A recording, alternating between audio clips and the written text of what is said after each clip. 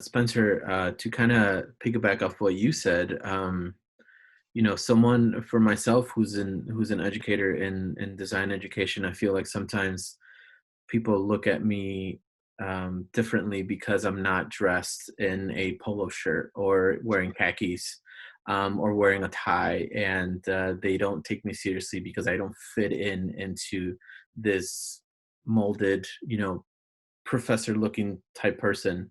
And it's really funny whenever I do come across people and they find out that I'm an educator or professor, and I love the reaction that they get, um, because I feel like I can just be myself. I don't have to look like someone to fit that person or to fit that that mold of what a professor is, or whatever title you are, or I have to look like someone else. And that I've seen that happen a lot.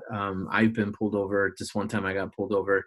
I was picking up my brother who played Division 1 baseball, picked him up from the airport, and in the back seat he had his duffel bag and he had his baseball bats.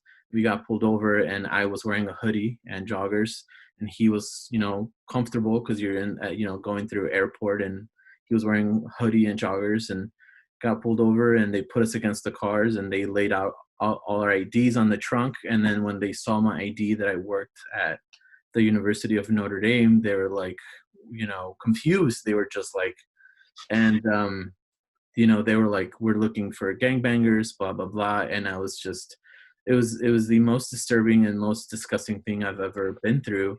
um then they checked my brother's ID. They found out that he's a Division 1 baseball player, and so everything started to make sense. And I was just so traumatized, that we have to, we can't be ourselves. That we have to dress like a certain way to fit our title, and things like that. I So think more importantly, you can't change your skin color. None of us can. So there's an immediate casting based on that appearance. They thought, oh, there's no way you own this vehicle, or there's no way you should be here. This idea of sense of place is another one.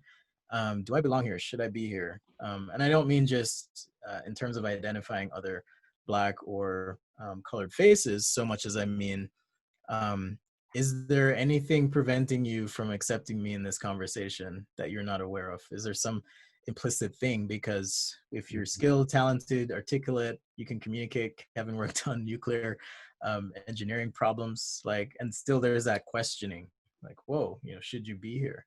Or in my case, living where I lived, it's like, should you be here? That's a really frustrating one.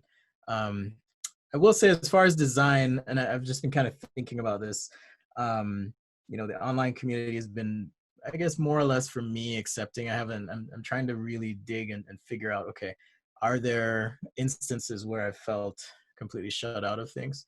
I would say no, not right now, but there is the other side where I'm, uh, you know, putting out my show and and streaming, teaching, all that stuff, and you do get some of that overt, vile commentary. Sometimes it happens on live streams, and it's really jarring. It's just like, whoa, I can't believe someone said that. mhm. Thankfully, platforms are getting better at filtering that out. Um, but yeah, I think there's what you said is valuable, because there's that idea of being cast as something immediately based on your parents. That is a struggle you have to overcome.